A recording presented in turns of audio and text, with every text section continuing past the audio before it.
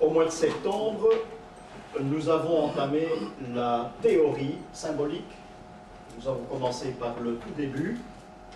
Je vous expliquais qu'un symbole, le mot symbole vient du grec, symbolon, que le symbole est un objet conventionnel qui était à l'origine découpé en deux parties égales, ou bien deux parties qui devaient se réunir obligatoirement. C'était ça, le symbole, c'était un signe de reconnaissance, par exemple, que les sociétés initiatiques présentaient. Ça veut dire que vous aviez en poche votre moitié.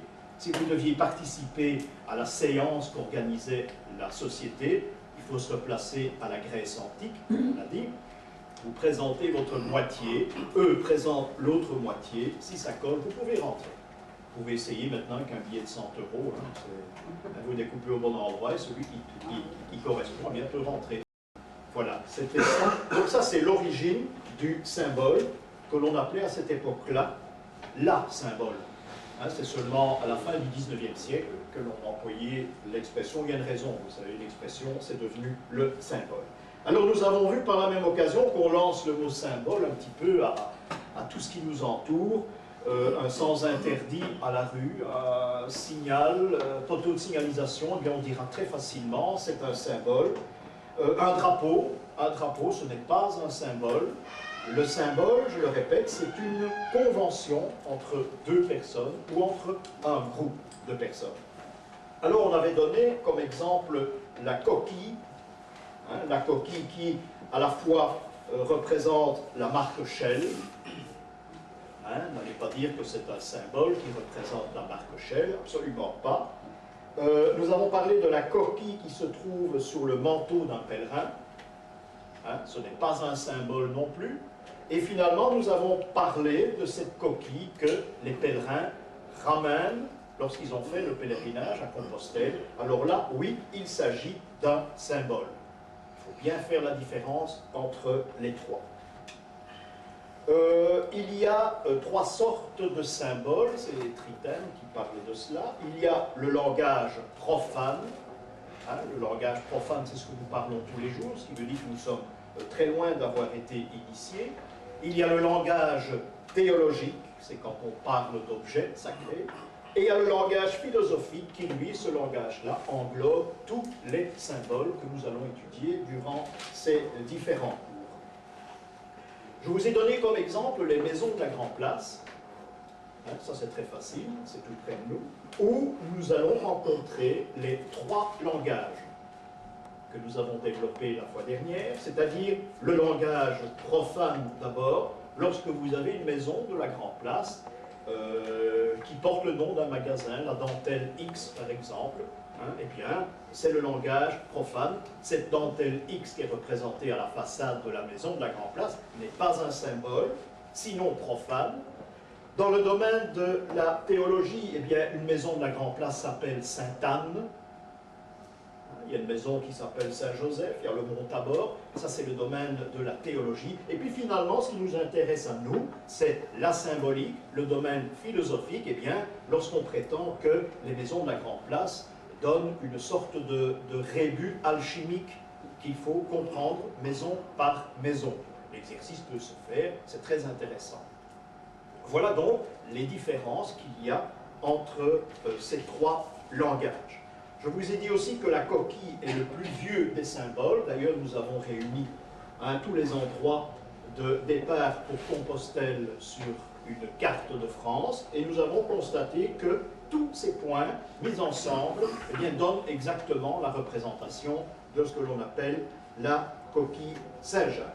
Nous avons également parlé longuement du labyrinthe qui date de 2000, un peu plus de 2000 avant Jésus-Christ, jusqu'en 900 avant Jésus-Christ. Après ça, on ne les rencontrera pratiquement plus, du moins dans ce sens-ci.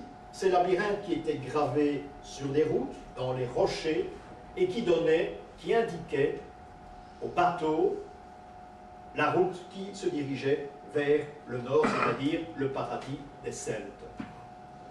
On a parlé que dans ces bateaux se trouvaient des bardes, ces bardes qu'on avait éborgnés, ou bien souvent aveugles, récitaient tout au long du voyage des poèmes d'Homère.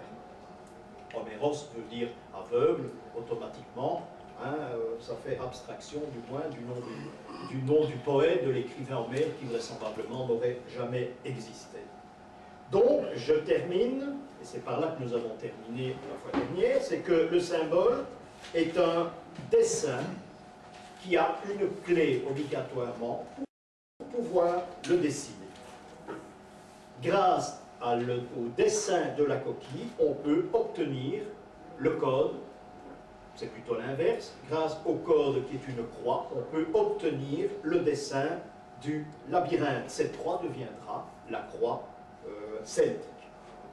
Cette croix d'ailleurs qui existe bien avant Jésus-Christ, et bien pour sacraliser cette croix, on y a fait mourir un homme qui s'appelle Jésus, donc la croix est sacralisée pour toujours. Je vais vous faire circuler deux photos que j'ai retrouvées dans ma grande documentation. Un labyrinthe en France avec deux croix, c'est-à-dire vous avez la croix qui indique, c'est grâce à la croix que vous pourrez dessiner, graver le labyrinthe. C'est la seule église où j'ai rencontré cela, et je sais si j'en ai rencontré des églises, où on vous donne encore, comme en Irlande, quand vous avez une croix celtique en Irlande, il y a bien souvent sur le socle un labyrinthe.